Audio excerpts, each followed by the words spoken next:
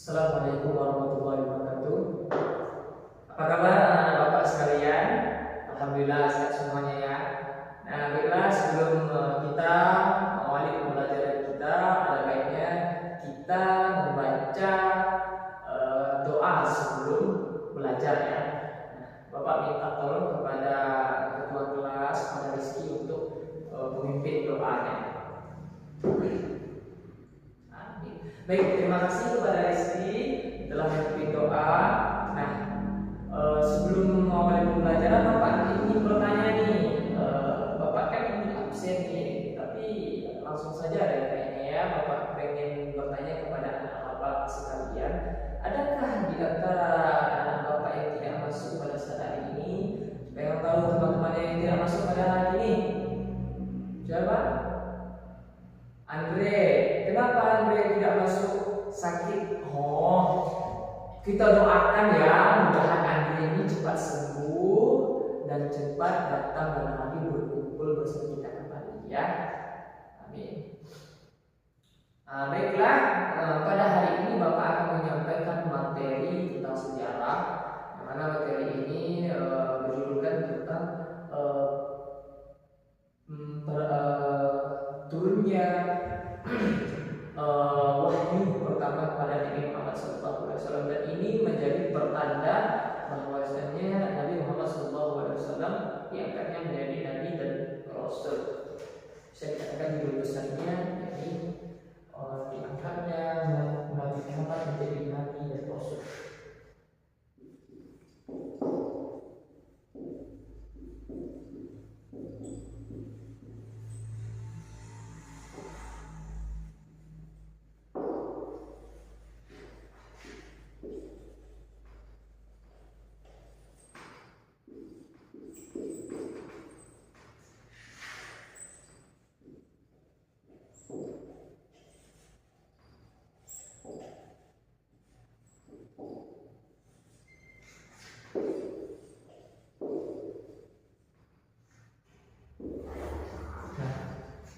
Judul kita adalah diangkatnya Nabi Muhammad SAW menjadi Nabi dan Rasul.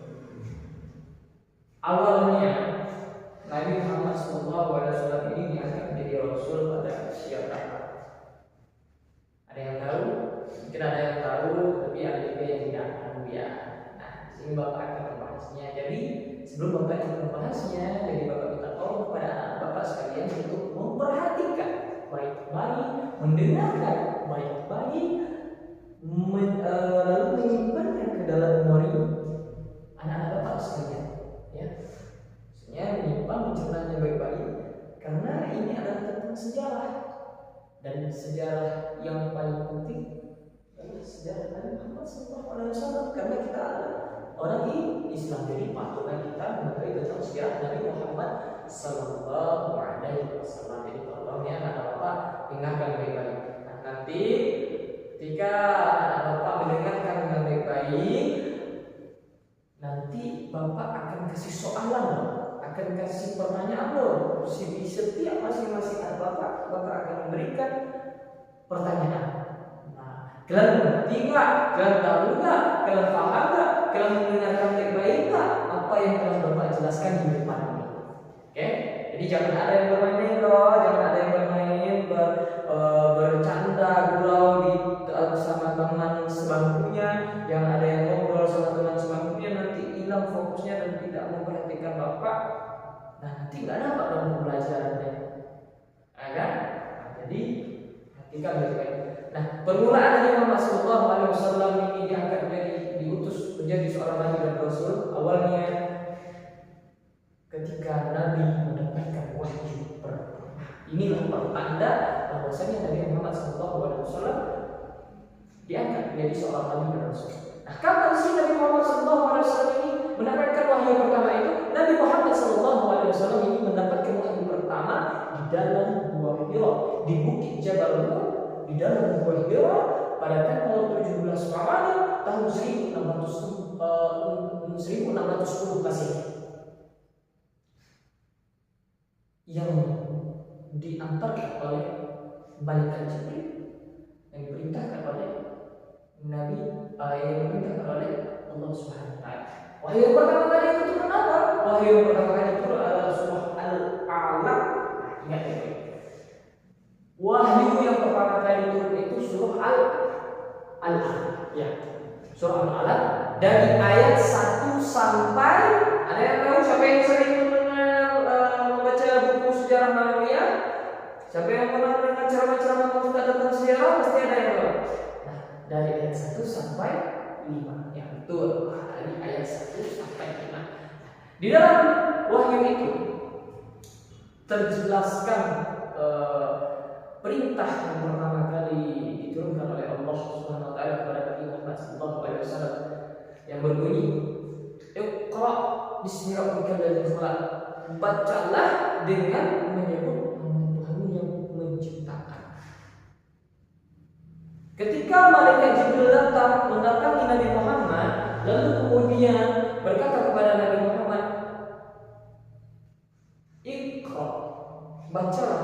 Tetapi karena Nabi Muhammad ini anak-anak bapak sekalian, kan Nabi Muhammad ini akhlaknya sangatlah mulia, tidak pernah bohong dan juga baik, dan bahkan orang-orang Arab, orang di Mekah sangat mempercayai Nabi Muhammad. Pada saat itu Nabi Muhammad ditanya oleh malaikat Jibril, "Iqra." Bacalah. Ya, karena Nabi Muhammad ini jujur, maka Nabi Muhammad menjawab, "Saya tidak bisa membaca." Nabi Muhammad tidak bisa membaca. Memang Nabi Muhammad pada saat itu tidak bisa membaca. Terus berulang-ulang kali malaikat Jibril meminta Nabi Muhammad, "Iqra, baca." Dan Nabi Muhammad tetap jujur, "Saya tidak bisa membaca." Tapi akhirnya Nabi Muhammad SAW menjawab, "Apa yang harus Iqra surat Al-Fatihah. Bacalah dengan menggunakan Tuhan." Nah, terus enggak. Jadi tentang pertama kali itu Allah memerintahkan kepada Nabi Muhammad untuk membaca. Nah, ketika Nabi Muhammad SAW membaca, maka dari situlah kita mendapatkan ilmu. Nabi Muhammad mendapatkan ilmu dengan membaca. Nah, Bapak ingin bertanya kepada anak-anak Bapak sekalian, siapa yang sering membaca? Siapa yang sering membaca buku sejarah Nabi? Siapa yang sering membaca Al-Quran?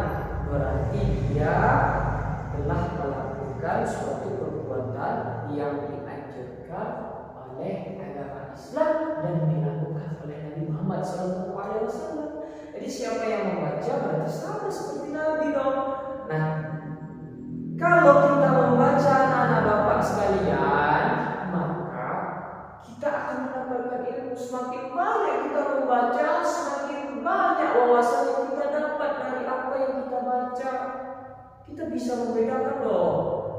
Contohnya gini loh, misalnya Andre sama Rizky kan mau ujian nih, Nah, sebelum ujian, waktu ujian si Andre enggak baca buku sebelum mau ujian, tetapi si Rizky sudah ada persiapannya dari hari-hari yang lalu. Dia sudah membaca buku berulang-ulang kali karena mempersiapkan untuk ujian. Nah, ketika ujian, si Andre bingung, nggak bisa menjawab pertanyaan karena dia tidak belajar, tidak mengulang kembali, tidak membaca kembali materi-materi yang telah lalu untuk menjawab soal-soal ujian yang sedang dilaksanakan. Tetapi Rizky karena membaca, akhirnya Rizky tahu deh apa yang telah dia baca, materi kemarin yang telah dia pelajari ketika ujian. Karena dia sudah membaca,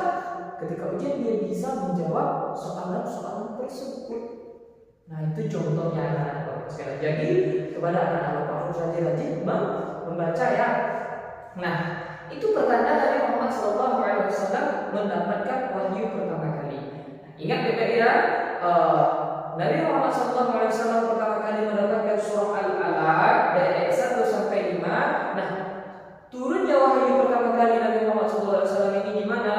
Di Gua Hira, di Bukit Jabal Nur, di dalam Gua Hira, bertepatan pada tanggal 17 Ramadan tahun 610 Masehi. Ya, ingat-ingat ya, kita bersejarah. Nah, itulah awal mulanya Nabi Muhammad SAW Wasallam diutus menjadi nabi dan rasul. Baiklah anak-anak Bapak sekalian, karena Bapak sudah menyampaikan materinya, itulah sejarah singkatnya Nabi Muhammad SAW diangkat menjadi diutus menjadi nabi dan rasul diperoleh dengan diturunkannya wahyu pertama kepada Nabi Muhammad SAW. Nah, baiklah, Bapak ingin bertanya nih kepada Nabila, kapan sih wahyu pertama kali turun? Ya, pada tanggal 17 Ramadan, benar. Nah, kepada siapa lagi ya Bapak pengen bertanya nih? Kepada si Jalu, mana Jalu nih? Nah, Jalu, Bapak pengen bertanya nih.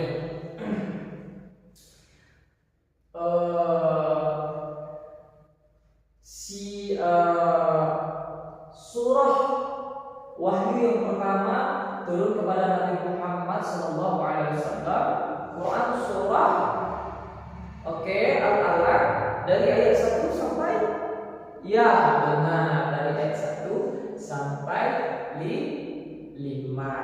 Nah, mungkin anak-anak Bapak sudah cukup memahami ya materi yang hari ini Bapak sampaikan. Nah, jadi Bapak minta apa materi yang telah Bapak sampaikan kepada anak-anak Bapak yang sudah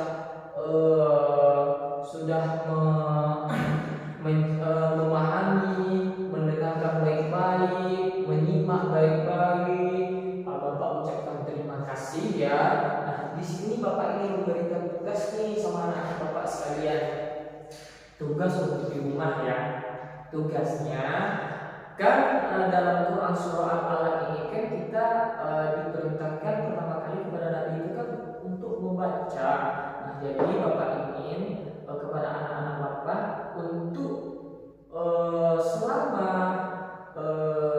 di rumah membaca satu buku tentang sejarah Nabi Muhammad SAW. Terserahlah itu tentang sejarah apa, sejarah Nabi, contoh nih sejarah pertama kali Nabi mendapatkan wahyu. Nah, kalian harus tahu, anak-anak harus tahu tentang sejarah itu. Nanti ada buku tentang dakwah Nabi Muhammad di kota Mekah.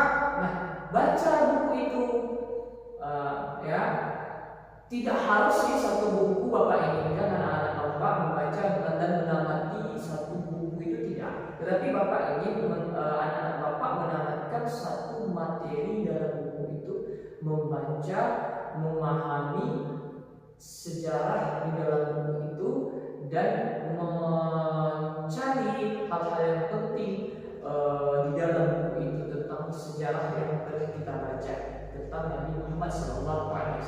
Nah, esok anak-anak Bapak sekalian ketika bertemu lagi dengan Bapak di minggu selanjutnya, Bapak harap anak-anak Bapak membuat tugas rumah dan membawa buku, ya buku pertama buku rujukan ya yang telah anak-anak Bapak baca, lalu kemudian ada catatan kecil isinya materi isinya adalah pokok-pokok penting yang dapat diambil dari cerita sejarah Nabi Muhammad di buku yang menjadi rujukan, yang menjadi bahan anak-anak yang telah anak-anak baca waktu di rumah ya. Ada pokok-pokok penting di dalamnya, misalnya contoh tahun sejarahnya, kapan turunnya, kapan dilaksanakannya, contohnya seperti itulah. Jadi itulah tugas anak-anak Bapak sekalian di rumah ya. Jadi Bapak harap ya anak-anak Bapak mengerjakan semuanya, tidak ada yang tidak mengerjakan. Kalau tidak ada yang mengerjakan besok, ya mungkin ada ya hukuman lah yang Bapak ya.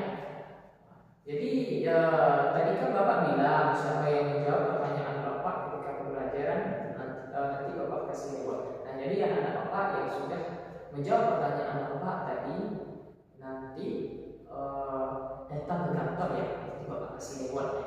Nanti Bapak kasih entah pulpen, entah buku, nah pokoknya Bapak kasih nanti karena kalian sudah menjawab pertanyaan Bapak dengan benar. Mungkin sekian pembelajaran kita hari ini, terlebih kurang Bapak mohon